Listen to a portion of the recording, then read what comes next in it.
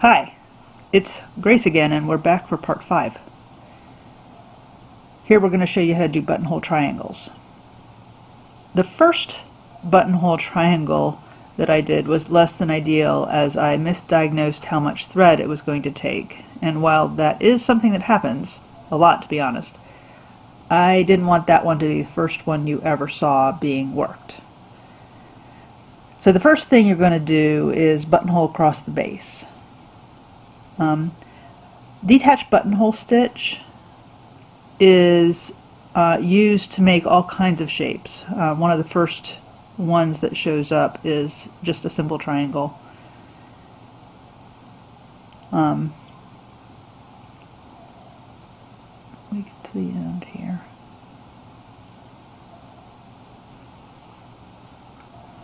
The next thing you're going to do is run your edging lines up to the outside perimeter and back down.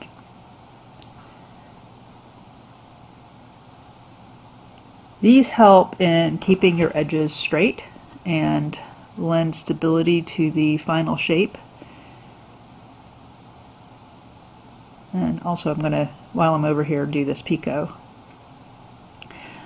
Detached buttonhole shapes, if they're not triangles, are done utilizing a continuous tacking stitch that goes around the outside of the shape that you use to tension the overall fill. That's kind of a more advanced lesson, but these detached buttonhole triangles, which show up pretty early, are seen everywhere. The one that I'm going to show you is a solid fill. Now what I'm going to do is run a thread over to the other side. That's going to help stabilize my next row. And each stitch I take is going to go through the gap between two threads in my previous row and around the thread that I've just run.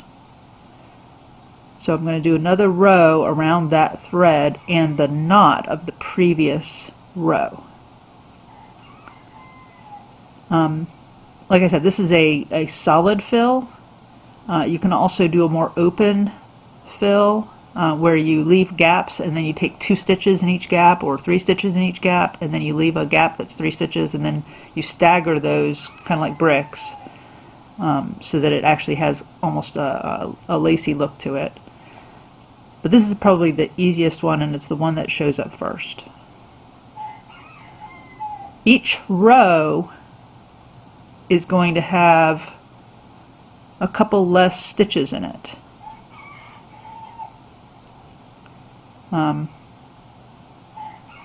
Which makes the triangle shape.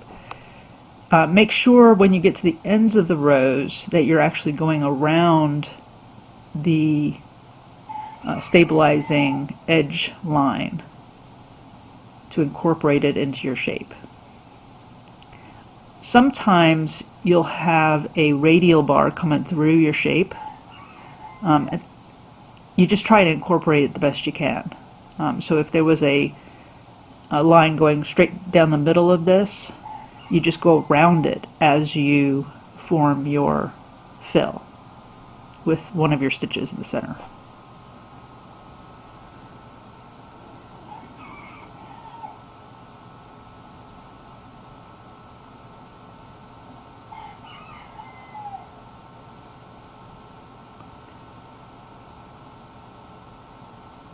It's good to have even tension on this, and don't pull it too tight so that you can't get your needle through. Snug. I like the word snug. Snug, but not, you don't bear down on it to tighten it up too much.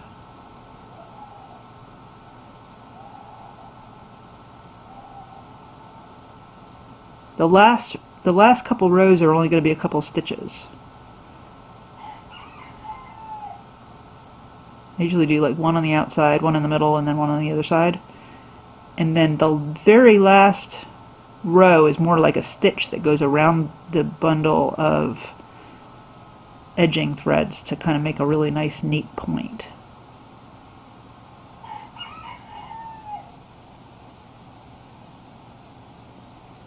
And then you're going to go around your outside just to strengthen it a little bit, you know, make sure that you have a good connection. And then to get back to the base so you can do your next work, you just take little tiny stitches down the edge. Nobody will ever see them.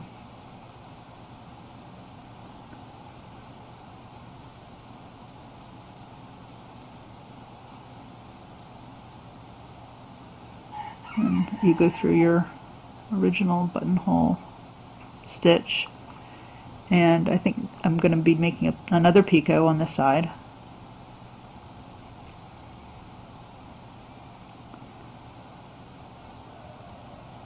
And that's pretty much how you do a buttonhole triangle.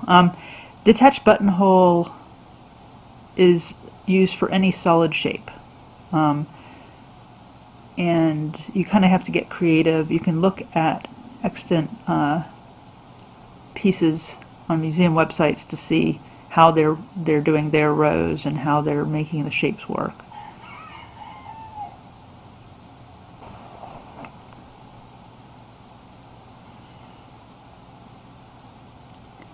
Alright, I'm going to speed this up, but feel free to continue to watch if it helps you to understand this sequencing a bit better.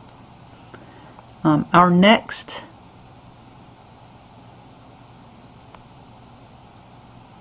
step is going to be just filling in that final corner, which will be at the end of this clip. Oh, there we go. That's a little faster. Do my picot. Adding a thread. So I just put the thread down and working over top of it because I knew I was going to run out. And now halfway through I switch threads. So this is what I call a leapfrog join, where you go over it for a little while, the new thread, and then you switch threads, lay down your first thread, and then go over that for a while, and then you clip it. Wow. I wish I could go this fast in real life.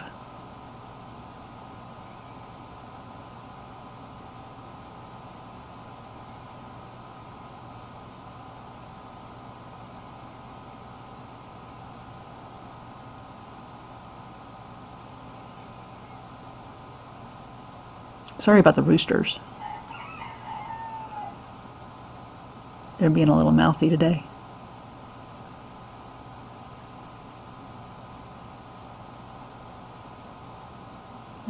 Got a knot. There we go.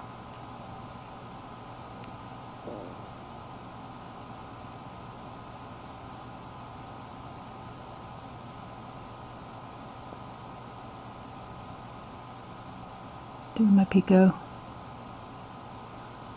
The picots really do add a nice amount of interest. I mean, if I took the picots off of this, it would just be really bland.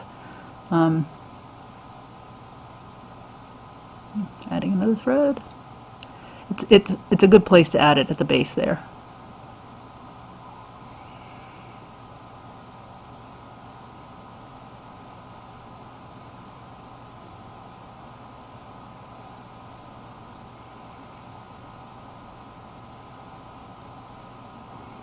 And I went ahead and put my old thread up into the radial line because I knew it wasn't going to last through the whole triangle, and I just didn't want to have to deal with changing it out. So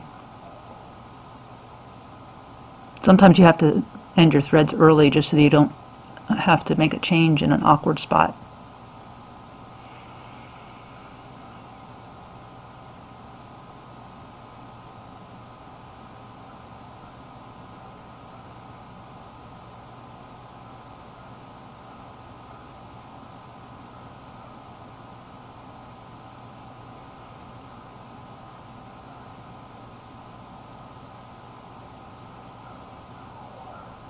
Almost done.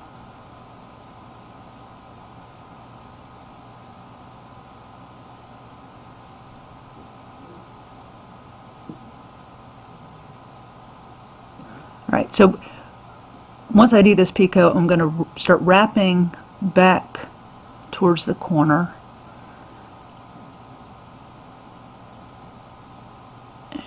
And I'm going to skip the first intersection because that line wouldn't have anything to attach to yet. So I'm going to get down to it, and then I'm going to kind of skip down to the next foundation line and work that first.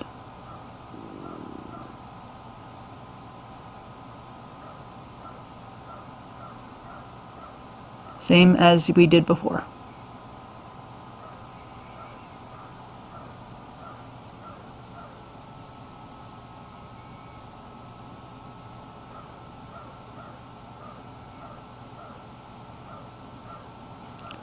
You go to the outside and then work your way back in.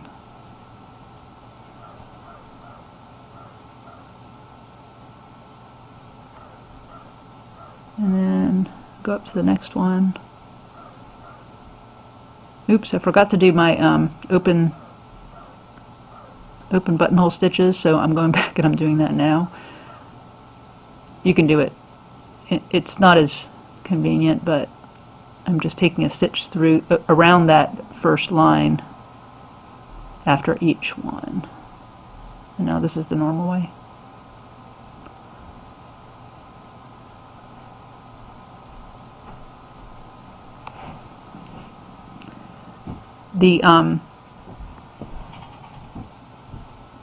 Once I get this bar done, I'm just going to wrap back over that area I sort of skipped over, and then wrap to that corner.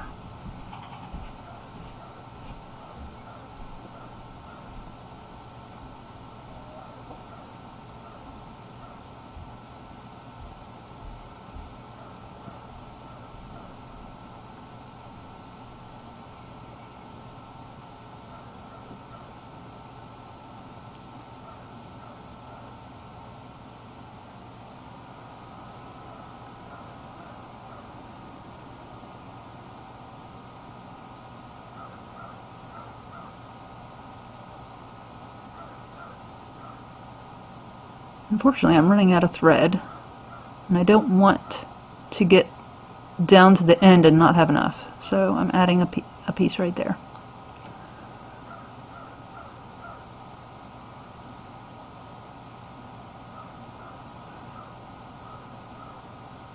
And actually it's going to be fine because I need thread in order to, I'm going to show you how to join motifs in the next clip, and I'll need that thread. Otherwise I would probably do like a lasso join, because the wrap thread is pretty much impossible to put your needle back through again to end your thread. So if you lay down a loop and then go over your loop and then you put your thread through the loop and pull it through your piece, that's what a lasso join is. But I don't think I'm going to need to do that here. So now my thread is getting a bit short. So I'm going to punch it through so the tail doesn't bother me, and pick up my new thread and do the last little bit with my new thread.